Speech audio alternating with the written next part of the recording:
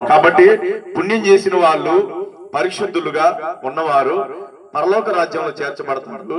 అపవిత్రతలో ఉన్నవారు, పాపంలో ఉన్నవారు నరకానికి ఏడవబడతారు.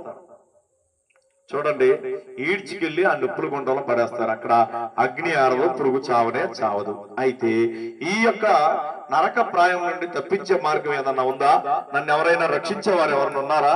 నా కొరకు ఎవరైనా నన్ను తప్పించే వాళ్ళు ఉన్నారని చెప్పి నువ్వు పరిశీలన చేసినట్లయితే, బైబిల్ గ్రంథం చదివినట్లయితే ప్రభు ఈ రీతిగా సెలవిస్తున్నాడు. ప్రయాసపడి భారం మోయిచున్న సమస్త జిల్లారా, నా ఎద్దుకు రండి, నేను మీకు విశ్రాంతినిస్తాను. నా ఎద్దుకు వచ్చి వాడిని నేను ఎంత మాత్రం తోసివేయి. నేను వచ్చింది నీ కొరకు, నా ప్రాణం పెట్టేది నీ కొరకు, నా ప్రాణం పెట్టేది నీ కొరకు, నా రక్తం కార్చేది నీ కొరకు. ఇప్పటికి నీ కూడా నీ పాపములకు, ఇదిగో నీకంటే ముందుగానే, నువ్వు నా దగ్గరకు రాకముందే నీ పాపముల కొరకు నేను వెల చెల్లించి ఉన్నాను.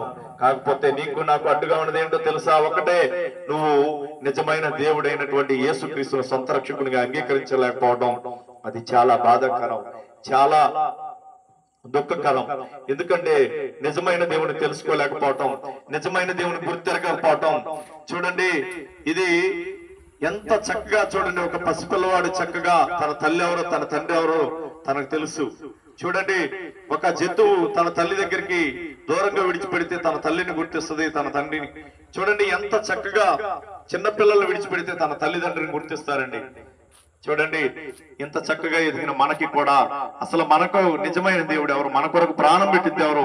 మన పాపముల కొరకు ప్రాయశ్చిత్తమును చెల్లించింది, విమోచన క్రయధనంగా చెల్లించబడిన వారు ఎవరని నువ్వు నేను తెలుసుకోగలిగినట్లయితే, ఈ రోజున చూడు, నీ బ్రతుకులో నెమ్మది, సమాధానం, శాంతి దేవుడు దయచేయడానికి ఇష్టపడతా ఉన్నాడు. ఆయన ఇష్టపూర్వకంగానే పిలుస్తా ఉన్నాడు. ఆయన ఇష్టపూర్వకంగా ప్రేమతో నేను పిలుస్తున్నాడు. ఆయన దగ్గరకు వచ్చే వాళ్ళు నాకు వెండి కావాలి, బంగారం కావాలి కోరుకునే దేవుడు కాదు. ఈయన ధనధాన్యాలు కావాలని కోరుకునే వాడు కాదు.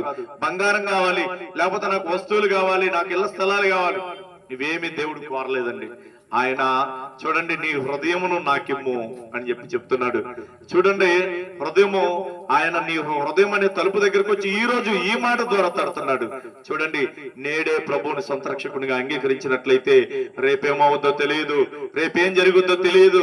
చూడండి, మనం మరణిస్తే మనం ఎక్కడికి పోతామో తెలియదు. కానీ ప్రభువును నమ్మినట్లయితే, ప్రభువును విశ్వసించినట్లయితే, ప్రభువా నా పాపములు క్షమించు, నా కొరకు నువ్వు మరణించావట కదా, నా కొరకు రక్తం చిందించావంట కదా ప్రభువా, నిజమే నేను పాపం చేశాను, నిజంగా నా కొరకు మరణించినట్లయితే, నా కొరకు నీవు రక్తం చిందించినట్లయితే ప్రభువా, నిజంగా తండ్రి నాయన నీ రక్త ప్రోక్షణ నా మీద కూడా కావించు, నా కుటుంబం మీద కావించి, నా బిడ్డల మీద కావించని మీరు అడిగినట్లయితే ప్రభు స్వయంగా ఆయన కృపను కాపుదలను ఇవ్వడానికి ఆయన ఎంతో ఇష్టపడుతున్నాడండి.